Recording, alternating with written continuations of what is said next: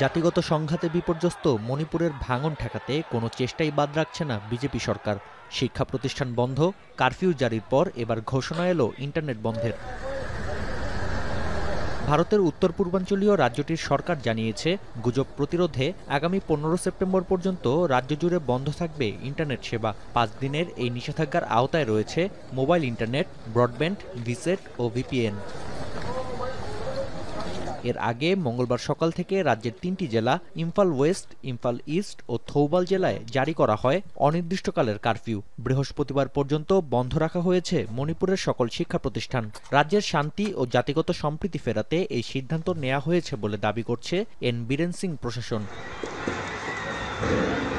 তবে এত বিধিনিষেধের মধ্যেও থেমে নেই সংঘাত। সোমবারের মতো মঙ্গলবারও মণিপুরের গভর্নরের আবাসস্থল রাজভবনের অভিমুখে পদযাত্রা করে শিক্ষার্থীরা। দাবি ছিল রাজ্য সরকারের নিরাপত্তা উপদেষ্টা ও পুলিশ প্রধানের অপসারণ। এক পর্যায়ে আন্দোলনকারীদের ওপর কাঁদানে গ্যাস ছোড়ে পুলিশ। দুপক্ষের সংঘর্ষে আহত বেশ কয়েকজনকে ভর্তি করা হয় হাসপাতালে।